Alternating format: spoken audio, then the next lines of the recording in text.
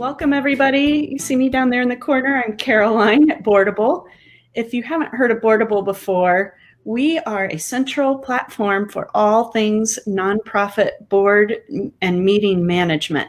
So you can go there, build your agenda, send your minutes, communicate with your board members and staff. We've got central document storage, all of that good stuff. So check us out at boardable.com.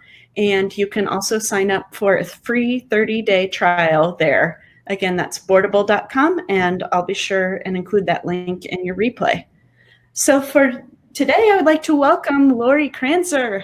Welcome. Thank you for being with us. It's great to be here. We're going to learn so much today about legacy giving essentials, how it's going to help us with our mission and setting us up for that long-term success. Right, Lori? Absolutely. Great. Is there anything else you'd like to tell us about you and everyday planned giving before we get started? Sure. So I have about 20 years experience doing planned giving. I'm a planned giving expert, nonprofit strategist. I'm also an attorney, and really one of the focuses of my profession has been to enable organizations to grow their legacy giving program. So you are in the right place. Great. Okay, well, Lori and I are going to turn our cameras off now so that your sound quality is extra good. And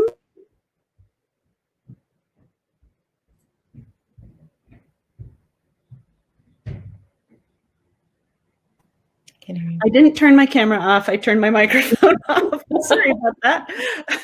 As I was saying, we're going to turn our cameras off now to help your sound quality, but please do enter your questions in the chat area, and Lori and I are going to pause periodically and also at the end of the webinar to get to those questions. All right, I will let you go from here, Lori, and let's learn about some legacy giving. Great. So can everyone hear me? I turn my camera off? Did I turn my audio off also? I hope everyone can hear me. Let me know if you hear you. Okay, perfect. All right. So everybody, you're in the right place. If you understand that legacy giving is an important part of a fundraising program, and you want to know how to start your planned giving program, and you want to jumpstart your program the right way. So I can share lots of experiences that I've been working with dozens and dozens, probably even hundreds of organizations that want to build out their legacy giving programs, and many of them just don't know how to do it. Okay, so I'm going to share today how you can do it. Yes.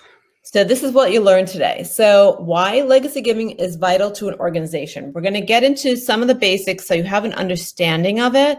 It's not going to be all concepts today. I'm going to give you real actual items to do. And you're going to learn why you want a sustainable program. And sustainable is the key word, right? We don't want to just send out a marketing campaign and not bring in these gifts year after year. That is what we want to do. And we're going to talk about which key areas to concentrate on when building your program so that you're not overwhelmed and you're not just trying to do everything, whereas not everything is going to help you build out your program. So we're going to concentrate on the things you need to do first, and then some quick first steps to get you going. I love this. Very actionable advice. Oh, absolutely. Okay, so what is legacy giving? So most people, when they think of legacy giving, they think of, oh, those are bequest gifts, that come in 20, 30, 40 years from now. But honestly, legacy giving is impactful giving that your donors will do, is an emotional gift. It's absolutely donor-centric. So like I talk to all the people that I work with, all the organizations, you have your legacy giving donors already in your database. Isn't that good news? You have them already in your database. They are the ones that are the most passionate and emotionally connected to your organization. It's about aligning their passion with your organization so they can see what their future gift can do for you, okay? So legacy giving also uses all assets and complex planning. And that's when we get into those fun gift vehicles like gift annuities and trusts. We're not going to get into all that today, okay? So you don't have to worry about that. But it is using all types of gift vehicles, which will really broaden your base of donors. So if a donor can't give an asset from their checking account right now as a major gift, they may have an asset they can give as a legacy gift, and they would make an impactful gift that way. So it really broadens your base of donors that way.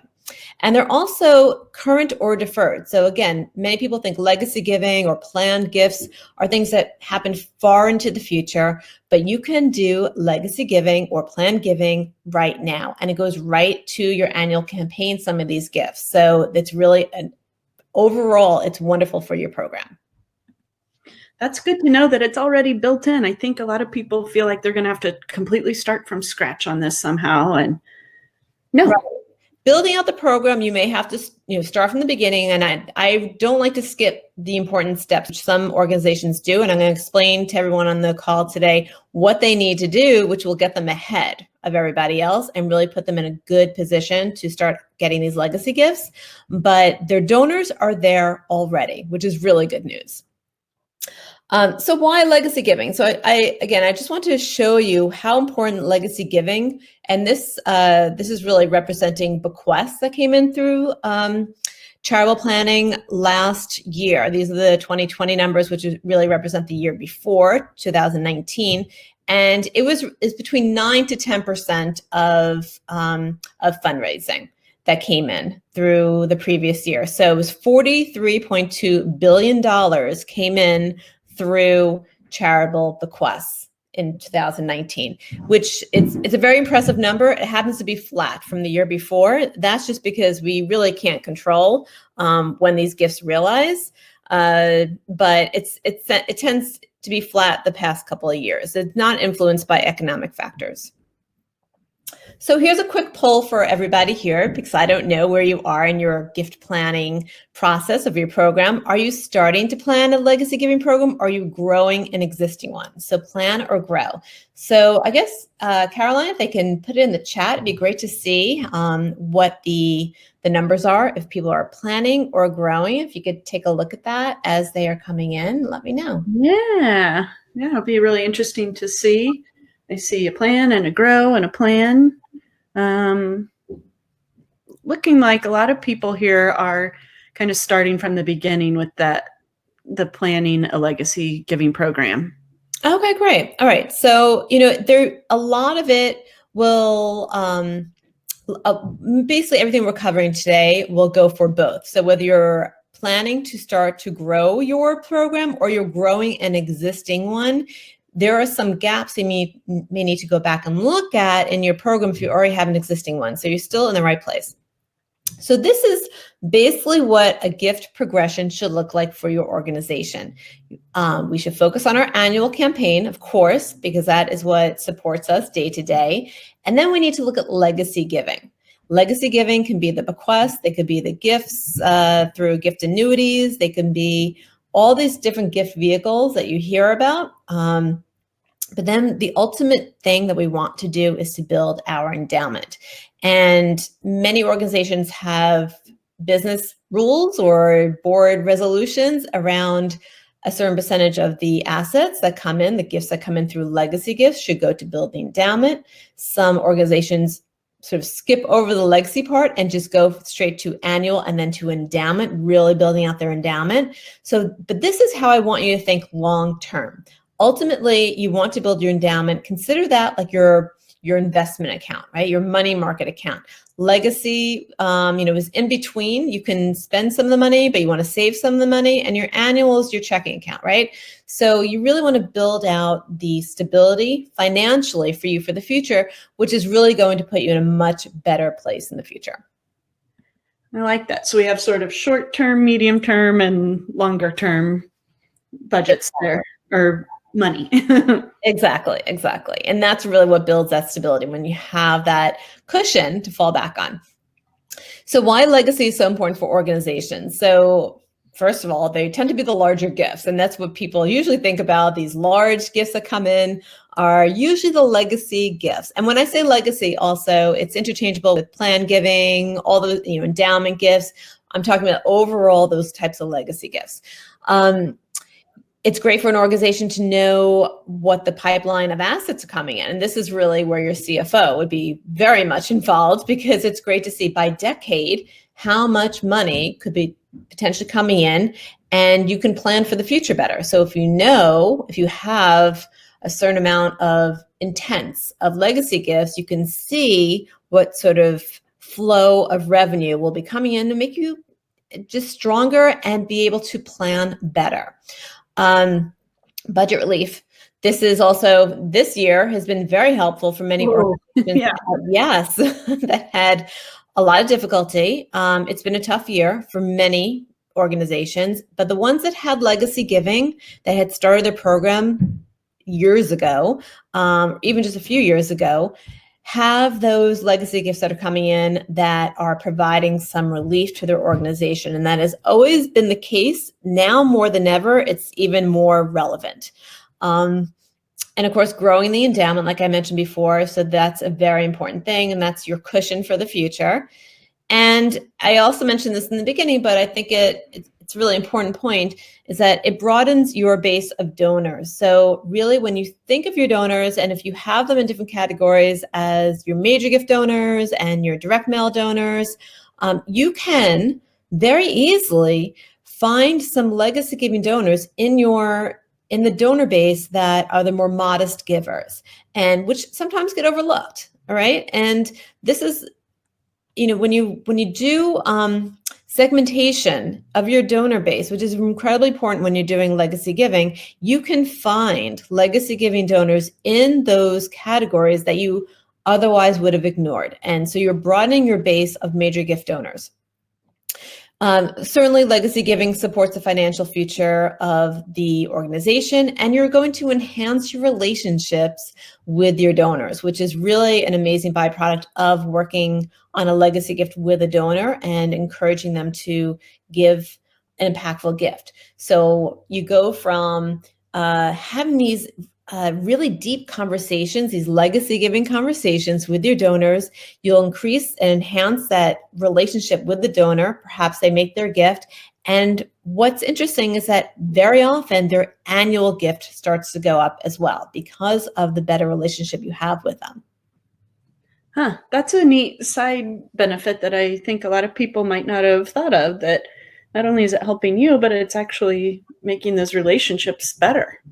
Absolutely. And then the better relationships lead to more funds that could potentially come into your organization. And that's why many people start to think, within an organization, do I focus on legacy gifts if I really need to raise annual gifts? And the question, it's not either or, it's really both. And you should always go for your annual gifts first, because we need to raise money now for operations, but don't bypass legacy if it's a potential option for your donor, because it will enhance the relationship with them. Okay, so why is legacy important for our donors? We can't forget about them. They're important too, not just the organization. So it really connects their values with their philanthropy. And there's a reason why your donors support your organization. And that's one of the things I do. I have a case statement workshop. It's very effective in finding a donor's values, but you want to really trigger the donor values about why they give to you. It's not because of just your wonderful programs and your outcomes. It's what you are doing, why you do what you do, and how your donors connected to it. And that is what legacy giving brings out. It also increases engagement with your donors. That's very important to them. They're able to use different assets. So if they wanted to do something impactful for you, but they couldn't do it through, say, their checking account, they could do something using a different asset, or even using a type of gift plan that allows them to have an income come back to them, such as a gift annuity or a trust. It provides recognition, usually a higher level of recognition doing a legacy gift. It involves their family. Sometimes they really want their family to be involved with philanthropy and understanding the values of their family, and to get the younger generations involved. And that's what legacy giving does. And of course, it has the tax and financial benefits, which really is not the major player when it comes to motivation for a legacy gift. People always think, my donor wants to do a legacy gift because of the estate planning portion of it and the tax benefits. It really is first values. Tax and financial benefits are a little bit less, as a motivator. I feel like that's something you see on movies a lot or something, like, they want the tax write-off. Right. And that's why I say, you have your donors, and I'm going to share with you now how we can start your program. But when you have your donors already in your database and you're connecting with them on their values, it's a much more effective way to really understand why they give and to make an impactful gift, because it's all donor centric. It's about the donor. It's not about your operations. It's a different mindset on the organizational part. Okay, so here we go. Let's start. So number one, this is how we're going to start working on our legacy giving program. Is everyone ready? Put in the chat if you're ready. Woo, who's ready? Number one, you have to start with your board. Board-driven programs are much more effective than staff-driven programs. Okay, so if you don't have your board involved and you still want to pursue legacy giving as an organization, and the staff is encouraging it, or maybe senior leadership, that's okay. But if you have your board involved, you'll get to your goals much faster, and it will just be an overall more effective program. So to get your board involved, one way that you can do it, and I'm going to highlight just one way that we can do it. There's lots of different ways, but you want to start with your board chair. Have a conversation with your board chair, go through why it's important to do legacy giving. Your board chair may be already on board. They may have already done a legacy gift for you. So having this conversation will really enlighten everybody in the situation. And when you have a conversation with your board chair, also make sure you have some bullet points to show, what does your donor base look like? Do you have an aging donor base? Are you uniquely positioned to start doing a legacy giving program? You explain to them the benefits to show how the average legacy gift in the country, what that is, and really what the cost of doing, or the investment to do a legacy giving program when you already have your donors, the return on investment is so high. So share with that all that information with your board chair. You have to know who your board chair is. Are they interested in numbers? Are they interested in the value behind it? So talk to your board chair the way that they would be interested in being, a part of this. And then work your way through the rest of the committees. So you can, if you have these committees, not everyone does. So you go through your executive committee, your development committee, and then you can keep going to different committees to get their buy-in, to understand why it's important. And everyone will have a different focus. So your development committee may have a different focus than, say, your budget committee or your investment committee. So think about what their needs are as part of, as a fiduciary for your organization. And by the way, having these conversations with all these board members, you're on your way to have legacy conversations. These are legacy giving conversations that you're having with them. So if they haven't done a legacy gift, you're one step further to getting them to do a legacy gift. So this is a great way to start this. And, these are your most engaged donors, right? Your board are the most engaged donors. So you're doing this the right way when you start with your board. Now, your goal for doing all this is to try to get your ambassador or your champion, one person on the board, at least one person, a good one, that is willing to stand up at meetings, talk with prospects, solicit board members, review policies, really be your champion, be your partner in this.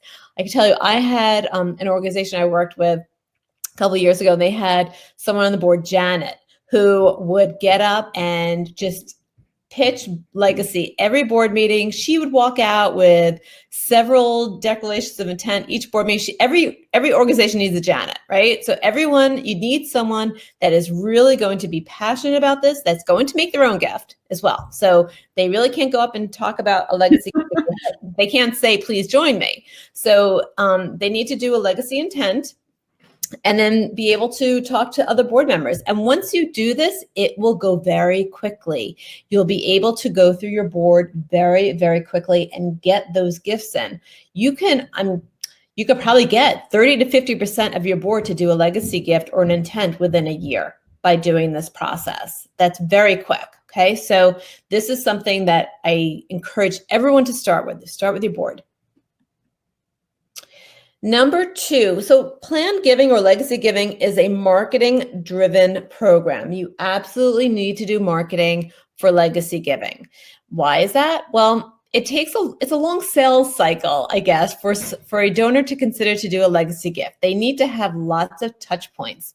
And I've seen numbers between 7 and 16. It's a matter of being in front of your donor, showing them how they can do a legacy gift, why it's important for your donor. You need to be really out there, number one, educating your donors, and then really planting the seeds, so it's much easier when you have that conversation with them that it doesn't feel like a solicitation. It's a conversation about their own values. Okay, so when you're thinking about your legacy giving marketing, the first crucial step is doing an effective case statement. And I think I just mentioned this before. I just ended a workshop that I do several times a year of building out an effective case statement. And many people, unfortunately, skip over this process. But a case statement is very, very important. It's going to do many things for you. It's going to give you clarity on why a donor should do a legacy gift. It's going to give you focus on your future, of what your future looks like. What are your donors going to invest in for the future? What kind of programs are you doing? What are your challenges to get to that success that you see for the future? And it's going to get everyone on the same page. So I've seen, unfortunately, several times where one person is asking a donor for one type of gift and another person in the organization is asking that same donor for something else, and they're not really aligned. So by having a case statement, everyone has the same language to talk with their donors, same focus. So, but this is what you're gonna do with your legacy giving case statement. So if you spend the time, maybe a week, to do your legacy giving case statement, you will have it for so many different things. You're going to use it for your marketing. So your case statement will have a focused future need. You're going to share what that is, and you can turn it into a brochure, your tagline, use it in direct mail letters, as a call to action on your website. You can use it everywhere. I have one client that takes her case statement. She just extracts the information and different content and then puts it everywhere. She wants to draft a letter, she takes out of her case statement. It will provide everything you will need in your case statement. So I can't emphasize this enough. Work on a case statement. If it's a solid case statement, it will give you all of your marketing for the year. And by doing this, you'll increase your donors' awareness, which leads to more conversations. And of course, more conversations lead to more gifts, right? Okay, I have a quick question there on the case statement. Let's say, I think probably a decent amount of our audience might be very small staff, maybe even one person staff type of thing. Who are some good people who can help with the case statement? Is that something we might look for? Volunteers, or maybe someone on the board who's a good writer? Do you have any tips on producing that piece? So my best tip is, unfortunately, you just missed out on my case statement workshop, my free workshop. And I will be doing another one in November. I will post it at the end where you can join my group or get onto my list, so you'll get that information.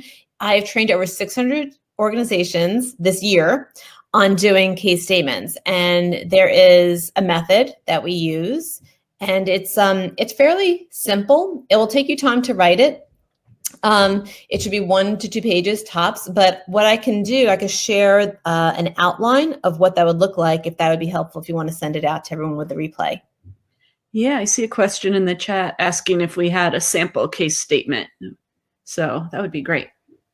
So I can provide the worksheet that people use to craft their case statements. And this way, as you're crafting it, you'll be able to just take the information from that worksheet and develop your case statement. So it's really broken down step by step. And even though I'm not teaching it live to you, you can certainly join the next workshop that we offer in November, but you can also do it on your own. And if you have, I always recommend, when you do a case statement, have one person do the initial draft, have another person edit it, and then another person review it. You don't want to show it to everyone because it will get stuck in committee. So you want to be able to use it because it's a really important document. Now, of course, it should be aligned with your priorities or your organization. But if you have a strategic plan, and for those that have done a capital campaign and have done a case statement for that, it's very similar. Okay, it's a little bit of a different focus, but it's very similar to something like that. So if you have that, you can repurpose your capital case statement. So yeah, I think I recommend everyone to spend time on it. I'm going to talk a little bit more why it's important, and then certainly, I'll provide that worksheet. Everyone can work on their own case statement. Perfect. Great. So by having the case statement, also you'll be able to ask for legacy gifts. Once you have your case statement, you will understand why it's important for you to donate to a legacy gift and not an annual gift. So I have a lot of people that get sort of tripped up when their donors may say to them, well, why can't I just give you the money now? And they don't understand why it's important to do a legacy gift. Okay, so by doing the case statement, you'll be able to have that conversation very easily. And it's going to talk about your successes and your challenges. So this way you can talk about with your donors, and your donors will share what they think about your successes and your challenges. This is such important information that you're going to get from your donors. You'll be able to talk about your future and where you're headed. So quite often, many organizations don't really think about this, and they've just thought about maintenance and not growth. And so it's an important thing to think about that for the future.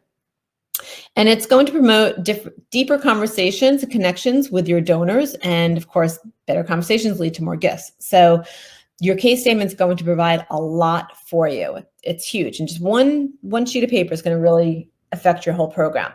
It's also going to keep you focused. I mentioned this before. So what do you need to do? What do you need for the future? What does that look like? When do you need it and how much? You're going to use it to develop categories of funding. You use it to strategize your conversations with donors. Perhaps some donors are interested in a particular area, like restricted giving, that you would want to focus on an endowment gift to support that for the future. So having these strategic conversations will also save you more time, because you know who you're talking with and you know what you want to ask of them. And saving time will lead you to let you have more conversations, more donors, and more gifts. So I think you can see the trend here that a case statement will really lead to overall keeping you consistent and getting more gifts for your organization for the future. But this is important to keep consistent with, I mentioned before, with your staff and your leadership. Everyone will understand the future needs of your organization. Everyone's going to be on the same page. Your marketing message will be the same. And your donors will understand why you need legacy gifts. Okay, they may not understand that. We know that we need this, and we know that we hear about legacy giving programs and how they're so effective, and they bring in this dependable revenue for the future. But your donors may not understand that. So you need to be able to have that conversation, and that comes from your case statement. That will give you clarity how you can have that conversation with your donors. All right, so I'm going to pause here because I just covered a lot about case statements. If anyone has any questions, Caroline. Yeah, the thing I love that you said about this, while people type their questions in there, is how you can use this for so many different marketing needs. I'm a marketer at heart. Mm-hmm. I've also been an executive director at a nonprofit before I came to Boardable, but that was always such a challenge. Like, I was the only employee, and how am I going to do blog posts and letters and social media posts and whatever else? But if I'd had a document like that I could take a snippet for the social media post and put this in the annual letters and things like that, it would have been so helpful to have that in place beforehand. It's great. I see all my clients, they just repurpose it for everything, which is exactly what they should be doing, because you work hard, you get the language down correctly, you understand, we go through the whole process of understanding why our donors really value what we do. The value is different than our programs. Many times organizations, it's a shame, I see them talking about themselves in their marketing, how wonderful our programs are, and this is the impact that we've done. But you have to think about, why does your donor care? Why does it matter to them? And getting to that value, and that's in your case statement, that just changes everything. Okay, I have a question here. Meredith asked, and you kind of touched on this. Sorry, that wasn't Meredith. Someone asks, again, the difference there between, we already ask our board for an annual gift. How do we do both in the same year? But you touched on that earlier. We can kind of, I don't know if you want to review that answer briefly. So if you're talking about your board, so here's what I suggest my clients to do, what they wind up doing. Once they start to have conversations with their boards about doing a legacy gift, which a legacy gift, by the way, it can be done in so many different forms. And if we're just, for example, using bequest as an example, your donor still has control over their assets over their lifetime. So they're making a legacy intent to do a gift in their will, which will be then passed on to the organization after they pass away and after all their other considerations and priorities have been taken care of. So there's really nothing out of pocket for that, but it speaks volumes to their connection to the organization by doing this legacy gift. What I recommend, after you have the conversation, you start to get maybe 30 to 50% of your board that's doing a legacy gift, start to, if you don't have it already, include legacy giving in your board giving policies so that every board member that comes on understands that there is an annual gift requirement or whatever giving requirements you have to be a member of the board, gala tickets, things like that when we had galas, and whatever the requirements are. And then also that each board member make a personally significant gift as a legacy gift, whatever that means to that person. Because everyone's capacity is different, but they should make something personally significant as a board member to that organization. And that is where you will eventually get 100% participation of your board doing legacy gifts. It may take a couple of years, but it's worth it. Great. We had another question here. When you're referring to future need, are you referring to monetary needs? Yes, it will. You know what? It's a future need that can be solved with funds. So the challenge is that you need the money to fund your future needs. So for example, I use this example in the workshop, so it's fresh in my head. I have a client that they're in the Midwest and they were building out their medical center, but they're about an hour away from major cities, and they provide excellent medical services for their community, but they don't have a certain specialty that they realize that they need. I think it was neurology. So if they want to build out a whole neurology center, what is that going to look like? Number one, they need facilities, equipment, bringing in new physicians. What does that look like for them to be able to build this? But really, what's the value to the community?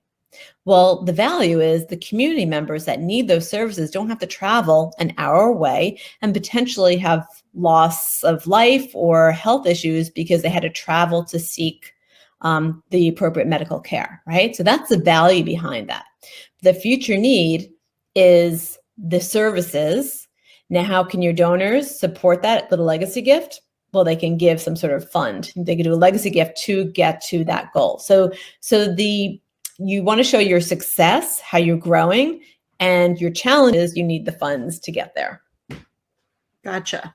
Okay, two other questions here. How do you recommend we learn about the types of investment vehicles for legacy gifts? So the different ways we can secure, the different forms of those, I guess. So the investment vehicles, I think the person means the gift vehicles, right? They're not necessarily investments because they're gifts. We get a charitable deduction for them. The donors get one. So for the gift vehicles, there's plenty of resources online you could take a look at. There's just about any website you can go to. Any major nonprofit out there will probably have a list of different gift vehicles out there.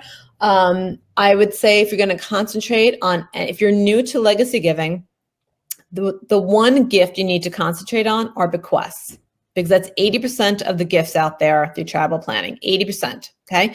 So if you only focus on bequests, you're going to capture most of the gifts out there.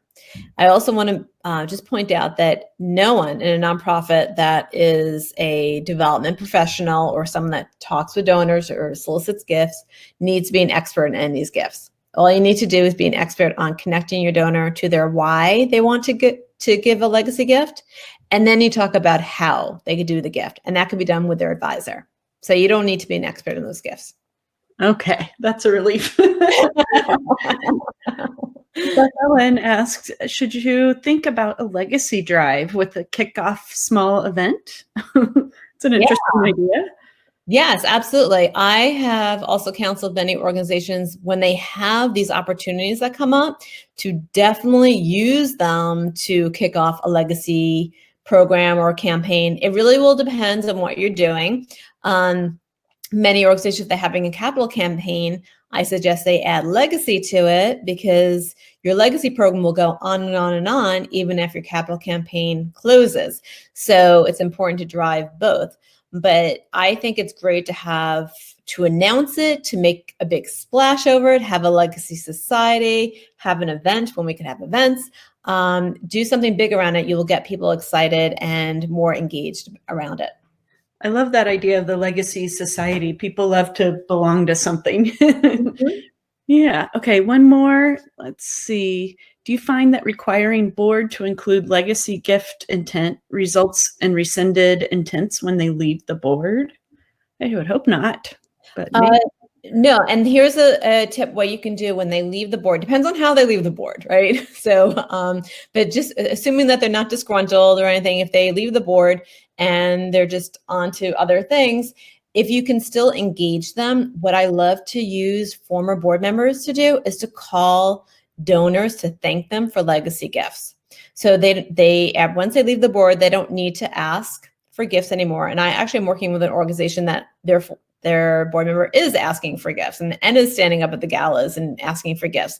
But they can just call. Like, you can tell them, oh, this person just made a legacy gift. And if they can just call the individual and thank them for supporting the organization, you still keep them involved. They still feel good about it, and they'll still keep their gift. So I haven't really seen board members rescind their gifts. Great. Okay. I think that covers us for now. Okay, so let's move on. We'll have another chance for questions at the end. Okay, so number 3, we're halfway there.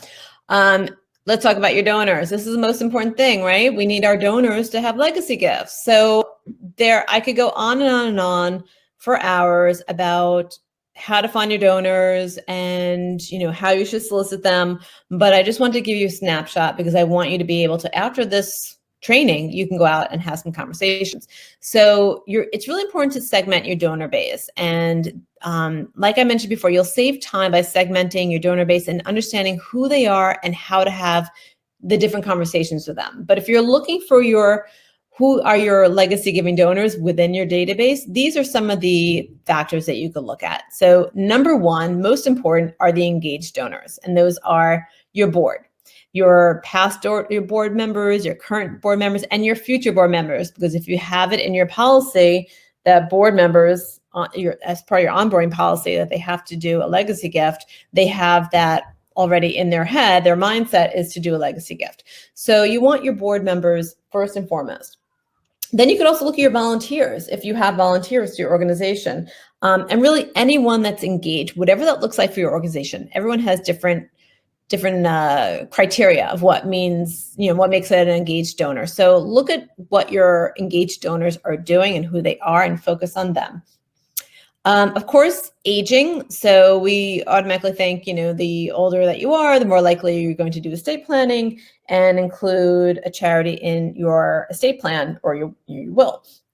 And that tends to be the case. I do recommend, if you have an aging donor base, to definitely consider sooner than later having a legacy giving program, and start to speak with your donors about it and offer them the opportunity to make a legacy gift. And it is an opportunity for them. It's not just the organization looking for funds. It's a way for the donor to feel that they're doing something meaningful.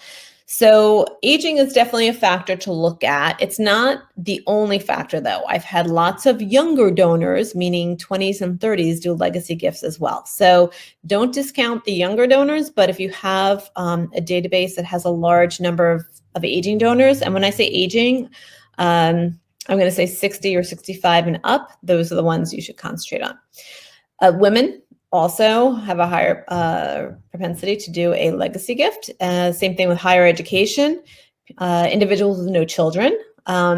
And history of long-term giving. And this is an important thing. So this is when I say you have your donors in your database. You may not know who they are just yet. And what you need to do is, through segmentation, do a query of your donor base to find those donors that are doing gifts for your organization over the longest period of time and the most frequently. And what that looks like for you could be very different from another organization. But for example, you can say something like, who has given once a year for the past 10 years, or who has given 3 times a year in the past 7 years, whatever that looks like for your organization, regardless of the amount. Okay, so don't put some sort of minimum on the query. It could be $1. I've had some wonderful legacy giving donors that I would get a few dollar bills in an envelope every time we sent them a mailing. These are wonderful donors, okay? These are wonderful legacy giving donors. So they may want to do something very impactful for you. They care so much that they keep giving to you, but they may not have the income, the discretionary income, to give larger gifts during their lifetime. Or they may have a different type of mindset that they would rather give during, through their estate plan or something else. So don't discount them. Definitely consider them for legacy giving. And this is how you're going to find your prospects. So like I said before, look at your board first, and then other leadership. You may have other, some organizations I work with have advisory boards or these other types of leadership positions. Certainly go to them. Anyone that's ever indicated they're interested in plan giving, I hope you're tagging them in your CRM. So you should definitely speak with them. Major gift donors that are connected to a particular program. So these are your restricted donors, the ones that are giving to whatever program it is, and they love it and they're completely connected. They may want to do a gift that's either an endowment gift to support that program or another type of gift, depending on what the best gift vehicle is for them to do, to support that particular program. So this is something that's an easy conversation to have with them because you know what they're interested in. And certainly past capital campaign donors make wonderful legacy giving donors because they have that mindset of giving around a particular purpose and within a group of individuals, like-minded individuals. So they're wonderful to go to as well.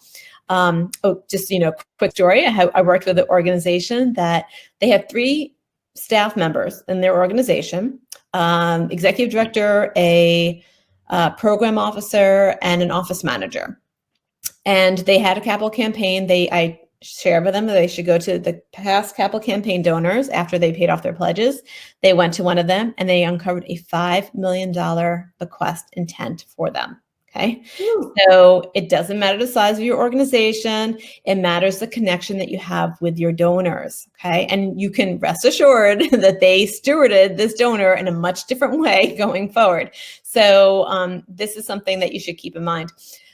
Longevity and frequency of giving. So I just mentioned that before. So that is really where you'll get your pool of donors that I suggest you continually market to. Send maybe a few times a year, send a letter to them, a postcard, call them, invite them to an event. It could be an online event. Maybe have someone talk about different ways to do estate planning, have a local attorney come on and do that. There's lots of different ways to engage your donors this way and to start to plant the seed about legacy giving. And then, as I mentioned before, age, wealth, location, those are other factors that you can look into as well. So the legacy conversation, this is what I find people get tripped up on. There's so many mindset issues that we as professionals may stop ourselves from asking for a gift. And you need to understand why people make a legacy gift. Mm-hmm. And that is, I'm sorry, Carolyn, did you want to say something? No, sorry, I was just clearing my throat. Oh, okay. You want to connect your donors with their passion and the gift together. And so you can ask them something like, what does the organization do that's most important to you? And if these are the donors that are giving restricted gifts, you know what that is. So it's even easier to have that conversation. But start with the questions like that. If this is not especially initially, it's not a conversation about, would you like to make a legacy gift? It's really about the donor. It's completely donor centric. And you want to find out more information about the donor and then connect them, align their passion with doing a gift. And it likely will not be on the first conversation. So I always also reassure people when they go in the first conversation, just kind of take the money off the table. Just don't think that you're going to ask for a gift. Think about having a really engaging conversation with your donor. And then you can also bring up legacy. You can say, you've devoted your time, have given generously over the years. Have you ever considered what your legacy would be? What would you want to see for the future of the organization? What would you want to change? Those are kind of conversations to lead to legacy. And you will get, answers yes, no, there's some conditions to the gift or objections. I like to think that objections or no's or even conditions are really requests for more information. So I've seen many times that someone has asked someone for a legacy gift and the donor said no, and it was for a reason, and it wasn't pursued, which is unfortunate, because the reason behind that was something that could have been solved potentially. So, for example, someone I know, they asked for a legacy gift from their donor, and the donor said no, and I had prepped the person beforehand. So she said, "Well, out of curiosity, can you share with me why?" And it was because he didn't want to change his will, but he wanted to do something else. So they were able to do a different type of legacy giving vehicle that wasn't in the will, but the donor had it in his head that it had to be in a will. So this is why I really suggest having these conversations and really building that rapport with your donor. And then when you get a potential no or objection, it's okay. You don't have to freeze and say, "Oh, okay," and that's the end of that. Ask your donor why.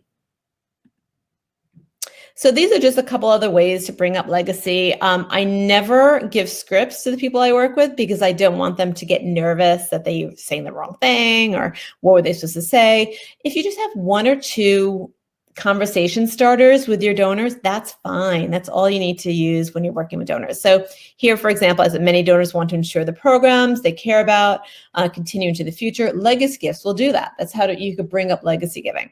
A commitment to philanthropy helps shape our lives. How has our organization affected yours or your families or your community? We've started, and this is a great way also to bring it up, we've started to build a legacy giving program. What are your thoughts about it? So especially with your board, you can bring something up like this and get their ideas. It's really eye-opening when you have these conversations with your donors, especially with your board. So by doing this, you're going to change the culture from your organization from transactional giving to philanthropy. And this is where everyone should head. This will transform your organization.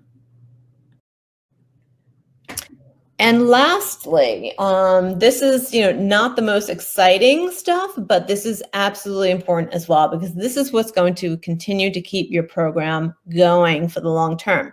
So in the beginning, you do need all these systems and policies and all these processes, but think about in the beginning, you need policies to start. And someone had mentioned before about investment vehicles, and so that tripped me up a little bit because I thought maybe they were talking about investments for the gifts. But you need to have policies in place for your gift acceptance. Will you take all these different types of gift vehicles, or will you only take a select few gift vehicles? Will you be a trustee? Will you not be a trustee? What's your minimum you'll take for a gift? What are the naming opportunity minimums for gifts? So you have to think about all that beforehand and draft your policies. And your policies should be looked at every couple of years. Then, of course, you have your endowment policy and your investment policy, which really would be your investment committee, your finance committee should be working on that. But you should have those in place as you start to build out your legacy program, because it's not a bad problem to have. But once people start working on their program, things happen very quickly, and gifts will start to come in, and you need to be prepared for that. So you. Also in the beginning, think about your marketing. You're going to develop your marketing materials. From your case statement, you'll get your marketing materials. You'll have sample bequest language to give to individuals, a declaration of intent. There's lots of different things to start in the beginning to get you set up. And people really don't think about this. They think about, I can send out a mailing, and there's a lot more to do to build out a sustainable program, a real program. And then, of course, the people that are involved. Who's doing the solicitations? Which members of the board are doing solicitations? Do you need to do research? Who's pulling the reports? What are the queries that we're running? So think about all of this as you're building out the program. And during the gift cycle, when someone's done a gift, What's the move management that's involved to make sure that the donor is being stewarded and continues to give their annual gifts? What does that look like? And who are the advisors that are helping you on your program? As you build out your program, you will likely need outside advisors or members of the board that will help you with your program. And then after the gift closes, think about all the systems that are involved to do your the data entry and the donor acknowledgement. All of this is important to really build a sustainable program. I build out workflows with my clients to say, when a check comes in, where does it go? And then what's the next step? And who gets a copy? And when does the acknowledgement letter go out? And then at 48 hours after that, what happens? We build out a whole system so that therefore you have a system that will travel, it'll stay within your program or stay within your organization, that should you leave, it continues on without you, right? It's a real program that's in place, and that's important. So some key points before we head off. Legacy giving is the best way for your organization to be secure financially for the future, without a doubt. Okay, your board is essential to the growth of your program. And when I say growth, I mean even just the creation and the growth. Your case statement will supply most of your marketing needs, so it's something they should definitely consider and not put off. Your best donors are your most engaged donors.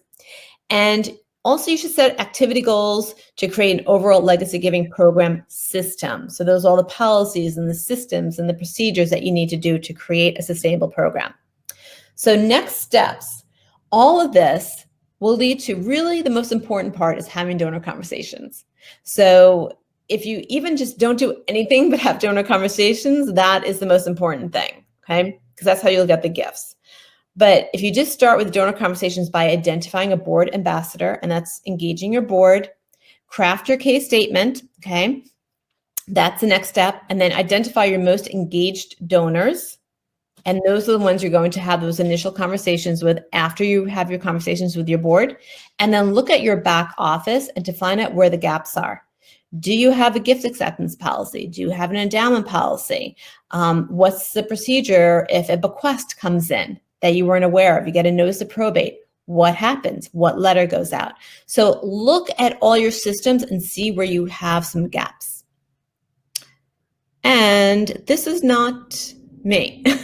Yes. While we're typing in your last questions here, I just wanted to invite you all to our webinar that we're having next month, which is about board recruitment. So if you've got some dead weight on your board, I'm just kidding. But if you are looking to fill board seats or have that succession plan ironed out, you can join us next month on October 20th, and you can find the registration for that at boardable.com. So, oh, and my associate put that there in the chat for us. So thank you for that. I did see a couple questions already. Stephanie asked, should legacy giving, oh, I'm sorry. Did you want to speak about this material before we answer questions? Oh, this is just my last slide. So if anyone has any questions, they can certainly find me here. That's my website. That's my email address, and the Facebook group that I mentioned before, the free Facebook group. It's a closed group. That's the link for it over there. It's called Legacy Giving Made Simple. It is about 1,400 individuals in it, all nonprofit professionals or board members that are interested in legacy giving. And I do lots of free trainings in there. I go live there every Tuesday for a training. And that is also where you will find my the case statement workshop that I mentioned previously. Beautiful. That sounds like a treasure trove right there. We'll be sure to include that in our replay also. But as you're all digesting that, I see some questions here. Should legacy giving be a different or separate conversation with donors than having it wrapped into normal asks, donations, membership, etc.? So it really depends. You can have it as a separate conversation, or you can have it as what we call a blended ask. So if you're meeting with a donor about maybe their annual gift, you can certainly ask for the annual gift, and then after that, shift the conversation to have a legacy conversation. So it really depends on what you're asking, but it's okay to include both if it's appropriate. Love it. Okay. Cindy asked, do you consult on developing policies for charities? I know that might seem a little overwhelming to those small staffs that we have in the audience to get all of those policies ironed out. But Lori, do you have some resources on some of that material?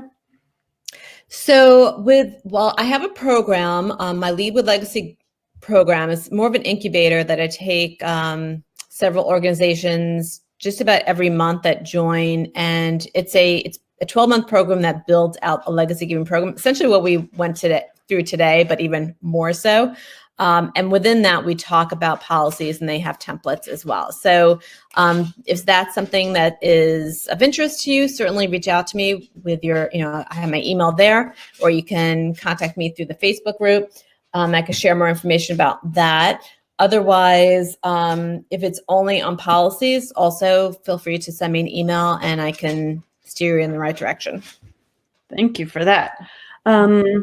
Let's see, we have a question from Stacy. How would you engage current donors with a new legacy program? I think that could be sort of an event in and of itself, as we kind of talked about earlier, like, oh, guess what? We have a new legacy program. Exactly. It's easy that way. Just like when you're new to an organization, you can use that, hi, I'm new. I'd love to get to know, who you are and why you give.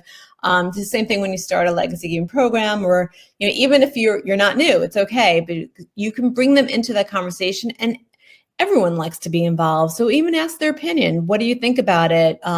Should we have an event and celebrate the legacy gifts? What do you think we should do? Just get them involved. Show them your marketing materials. You could also engage them as you're building out your case statement. What I also recommend people to do are to contact a few donors and have some of those conversations, and you could use those conversation starters or any other conversation starter with them and get to the value behind what they're doing. Like, why do you give? Why did you first give? What inspires you? And get that information. Then you could talk about legacy with them. Excellent. We got a lot of people interested in the template that we were going to send out, or the sample of that plan. So I think that's going to be really helpful to a lot of people in the audience here. Any other questions? We just have a couple minutes left.